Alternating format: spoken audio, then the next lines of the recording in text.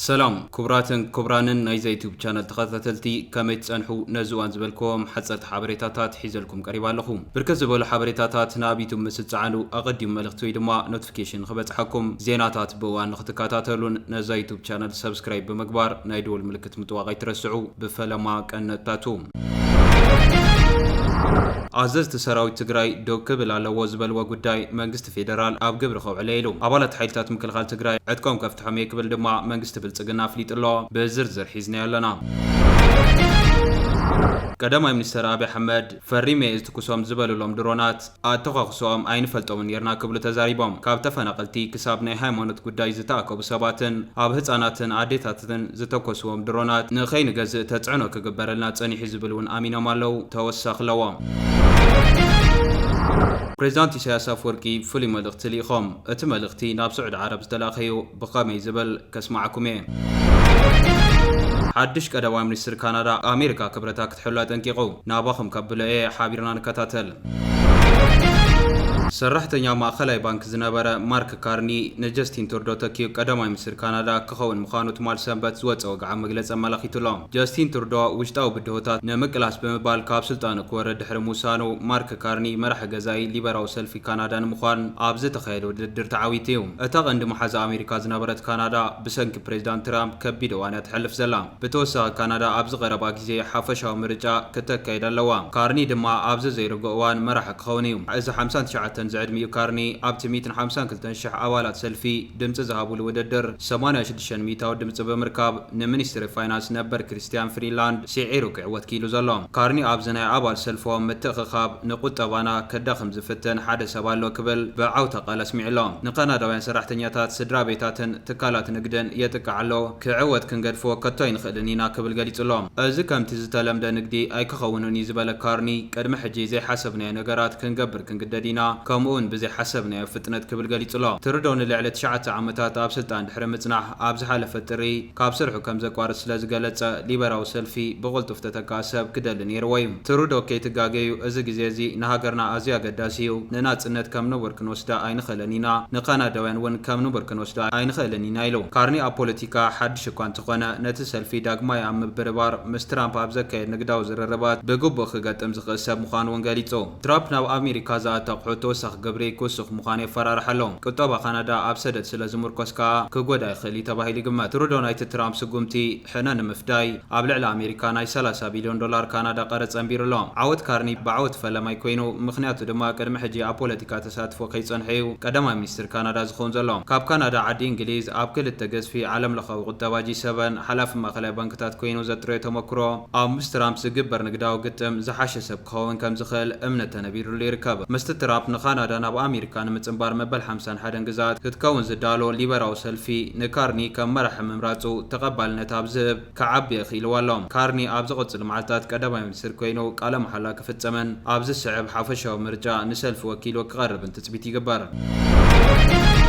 بريزيدنت كينيا نابت كريستيانات ذهبوا مبا قنص لعيلو بوليس كينيا أبقرب أوان ببريزيدنت ويليام روتو بركز بلا حجز جنزب نزتو هابا بيت كريستيانات نمحاز نزفتو نسلفنياتات نمبتان زنب غاستو كيسلام أتا بيت كريستيان كاب نيروبي وتيلو أبز ركب رويسان بوزبال كباب تركب جاسوس وينر مينستري بزبليات تسوع أتا بريزيدنت مع 10 مليون شيلينغ ويدما 155 شح دولار حجز جنزب هوانيرو أزيد ما أبلعدتهم مسلوع زقبابا واقا زقالس زلو منسيات كينيا نقفي سيبو رتوب وقانون نوفاء او بمكل خال اب إلدوريت نتركب كالي بيتكريستيان وان تمساسل هي بغريب الله ابز حلف عامتون كاثوليكاوان انجليكانن ابيات كريستيانات كينيا بيت كريستيان بوليتيكا علامات كيتو علم كل خال اونلاين نتالو بمبال كابت بريزيدنت نزقربلن وفياتات نصيغانين كاثوليكاوت بيت كريستيان كينيا نتب بريزيدنت ويليام روتو زتغبر لغسيت استات 40 دولار يانتيغاتهم ات ገንዘብ ንህንጸት መንበር ገዛ ካህናትን ንመዘምራንን ዝኸውን ህያብ ተባሂሉ በሰንበት አብረሰ ከተማ ናይሮቢ ኣብዝርከብ كاثوليكات بيتكريستيان سويتو أبز تقايد سباها قبائي وقعو خينو باباس إرواد موواي سومم زي تتقاس سبات نتا أقلقلوت بيتكريستيان مزراق شفاتو كم زواددو قليتهم قبل مربب حبريتا ستارت أبتي بولام روتوز تبها لونجيلا وكريستيان ازو فيازي نمورا لهم بسباس نتا قرن مفتاح زقبر فتني بمبال نتو فيا تخلخيلو كينياويان أبكتش عسران كلتان روتو كابز مرز ندحار بزتا تتوو تقتتا الوسا قبري تغطي عمالو نسو أبتزحال فمنقستي زورسو قزي في عداقاتات ንምኽፋል ገንዘብ ከም ዘድልዮ ይምግት እንተኾነ ብዙሓት ኬንያውያን መጀመርያ ህዝባዊ ብኽነት ብልሽውና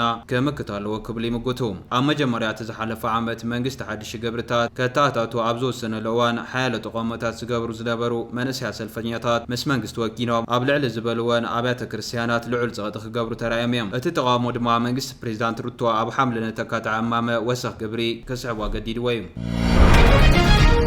ኣዘዝቲ ሰራዊት ትግራይ ዶ ክብል ኣለዎ ዝበልዎ ጉዳይ መንግስቲ ፌደራል ኣብ ግብሪ ከውዕለ ኢሉ ናይ ኣባላት ሓይልታት ምክልኻል ትግራይ ዕጥቂ ከፍትሕ ክብል ድማ መንግስቲ ፌደራል ኣፍሊጡሎም በቲ ካሊእ ወገን ሰኚ ነጋሳ ብዝብል ዝፍለጡ ነበር ኣባል ናጽነት ሰራዊት ኦሮሞ ናይ ብልጽግና ሽም ቅድሚ ምዃኖም ናብ ኣዋሽ ኣርባ ተወሲዶም ከም ዝነበሩ ተሓቢሩ ኣብ ዝሓለፈ ወርሒ ጥሪ ኣመራርሓታት ሓይልታት ጸጥታ ትግራይ ብዝብል ዝጽዋዕ ኣዘዝቲ ኣብ መቐለ ብዘካየድዎ ዘተን ብዘሕለፉ ኣዘራረብቲ ውሳነታትን ሰራዊት ትግራይ ዕጥቁ ንምፍታሕ ዝግበር ምንቅስቓሳት ደው ንኽብል ወሲና ኢና ምባሎም ዝከሪዩ ይኹን እምበር ዕጥቂ ብምፍታሕ ናብ ሕብረተሰብ ናይ ምጽንባር ስርዓት ዲዲአር ኣብ መወዳእታ ዝሰሙን ከም ዝጅምር መንግስቲ ብልጽግና ኣፍሊጡሎ ንልዕሊ ሓደ ወርሕን 15 መዓልታትን ብዝተፈላለዩ ቴክኒካዊ ጉዳያት ኣብ ተኸልል ብዘሎ ናይ ፖለቲካ ኩነታት ከምኡውን ዕጥቂ ኣብ ምፍታሕን ኣተሓሕዛ መሳርሕታትን ዝርዝር ጉዳያት ቀደም ክብል ብዘይ ምስርሖም ክሳብ ዝመዓራረዩ ደው ኢሉ ነይሩ ዝበለ ብሄራዊ ዕጥቂ ናይ ምፍታሕ ኮሚሽን ኣብዚ ሒዝናዮ ዘለና ሰሙን ግና እዚ ስርሒት ከም ዝጅምር ኣረጋጊጹሎ ኣብ ዝቕጽል 4 ወርሕ ኣብ ክልል ትግራይ 67,000 ኣባላት ሓይልታት ምክልኻል ክልል ትግራይ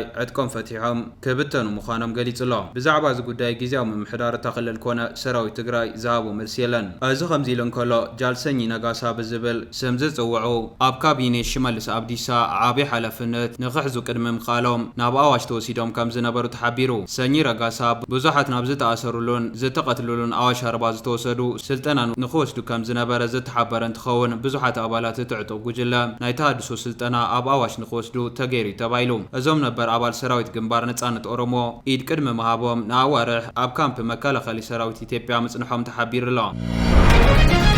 ፕሬዚዳንት ኢሳያስ አፈወርቂ ፍሉይ መልእኽቲ ልኢኾም እቲ መልእኽቲ ድማ ናብ ስዑድ ዓረብ ዝተላኸዩ ቀዳማይ ሚኒስትር አብይ አሕመድ ሽልማት ኖቤል ንኽረኽቡ ዝሓገዘትን ፕሬዚዳንት ኢሳያስ አፈወርቅን ቀዳማይ ሚኒስትር አብይ አሕመድን ካብ ዘዕረቐ ሃገራት ውሽጢ ስዑድ ዓረብ ተቐዳሚት እያ ናብዚ ሃገር ፕሬዚዳንት ኢሳያስ አፈወርቂ ብተደጋጋሚ ምብጻሕ ኣካይዶም እዮም ሕጂ ድማ ክልቲኦም መራሕቲ ማለት እውን መንግስቲ ኤርትራን ኢትዮጵያን ኣብ ዝተዋጠረሉ ደጊሞም ክልቲኡ ህዝቢ ናብ ኩናት ከእትዎ ዶ ይኾኑ ዝብል ስጋት ኣሕዲሩ ኣብ ዘለወሉ ኣብዚ ሕጂ ሰዓት ፕሬዚዳንት ኢሳያስ አፈወርቂ ልኡኾም ናብ ስዑድ ዓረብ ልኢኾም ኣለዉ ሚኒስትር ጉዳያት ወጻኢ ኤርትራ ዑስማን ሳልሕ እዚ ፍሉይ ናይ ፕሬዚዳንት ኢሳያስ መልእኽቲ ሒዞም ናብ ሪያድ ከም ዘምርሑ ተገሊጹሎ ሚኒስትር ዜና ኤርትራ የማነ ገብረ መስቀል ፕሬዚዳንት ኢሳያስ ንንጉስ ስዑድ ዓረብ መሐመድ ቢን ሳልማን ፍሉይ መልእኽቲ ልኢኾም ኣለዉ ኢሉሎ ፕሬዚዳንት ኢሳያስ አፈወርቂ ስዑድ ዓረብ ብዛዕባ ጉዳይ ቀይሕ ባሕሪ ኣብ ጎኒ ግብፅን ኤርትራን ደው ክትብል ይደልዩ ኣብ ዝሓለፈ ዓመት እውን ናብ ስዑድ ዓረብ ኣብ ዘምርሑሉ እዋን ቀይሕ ባሕሪ ብሓባር ንሓሉ ዝብል ሓሳብ ኣቕሪቦም ምንባሮም ዝዝከር እዩ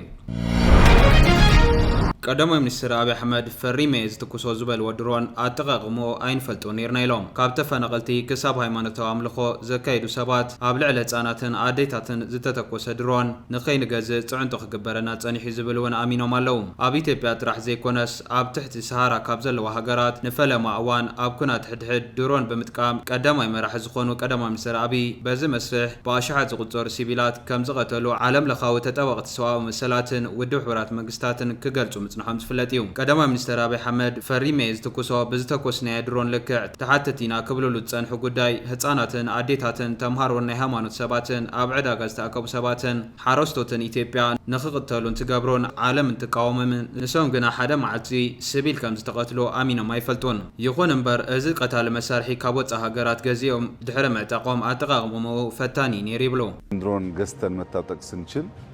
አጠቃቀሙ በፈለግነው ልክ ኦፕሬት ማድረጉ በራሱ ፈተና ነበር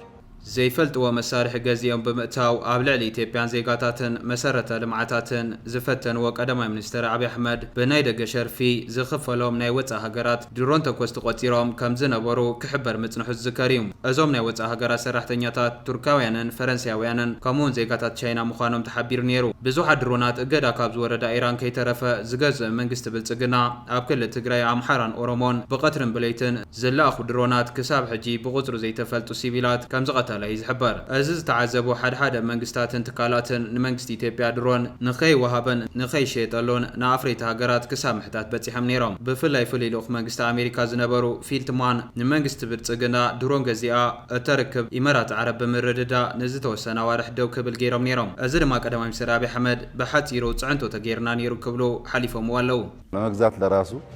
ድሮን ገዝተን ለመታጠቅ የምንፈልገውን አይነት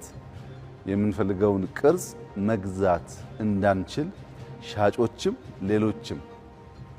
ጫና ያሳድሩብን ነበር አጠቃቀሙ ብዘይፈልጡ ተኮስቲ ኢትዮጵያውያን ብድሮን እንትቅተሉ ብስቅታ ከሓልፎ ዘይደለዩ መንግስታትን ትካላትን ክነቅፉ ዝተራዩ ቀዳማይ ሚኒስትር አብይ አሕመድ ንዜጋታቶም መቅተሊ ዝኸውን መሳርሒ ንኸይገዝኡ ምእጋዶም ብጣዕሳይ ይዝክርዎም ይኹን እምበር እቶም ቀዳማይ ሚኒስትር ብቐጥታ ምግዛእ ምስ ፀገሞም እገዳ ካብ ዝተነበረላ ሃገር ኢራን ብኮንትሮባንድ ድሮን ምግዝኦም ኣብ እዋን ዝተሓበረ እንትኸውን ብወፃኢታት ውድብ ሕብራት ኢማራት ዓረብ ድማ ሰብ አልቦ ነፈርቲ ካብ ቻይና ገዚኦም እዮም ኣብ ቀረባ ብዝሃቦ መግለፂ እውን ደርጊ ዝሰርሖ ፋብሪካ ጥይት أنا سريحي كبلو نحاسوس زي رباز تزربو قدم من أبي أحمد حجي بخالي أكل ولا قوات زي ترقاقت درون يفرع له خيلو مالو متى تقلبن درون يسفل جنال زمن تكيرال وجاو تكيرال يالنو تنانتنا بس زي باكر جزء وسط سلا درون كونسبت كم الجنزب تالفو بهاجر لجوج بوطات لجوج بس زي لك مامرت مشالاتشن بيجيبو يمياكورا يمياسدست نجار لمن ኣብዚ ሕጂ ሰዓት ድሮን ናይ ምፍራይን ናይ ምግጥ ጣምን ዓቅሚ ኣብ አፍሪካ ዝሓሸ ትምህርትን ሃብትን ከም ዘለወን ዝዝረበለን ናይጀሪያን ግብፅን ኣብዛ መሰላ ሃገራት ገና ብዝተሓተ ደረጃ ፈተነታት ይካየደሉ ከም ዘሎ ይዝሕበር እምበር ከስትዋ ተቐጣጠልቲ ነዚ እዋን ዝበልኩ ሓበሬታ ዝመስል ነይሩ ብኻሊእ ዜና እስካብ ንራኸብ ሰላም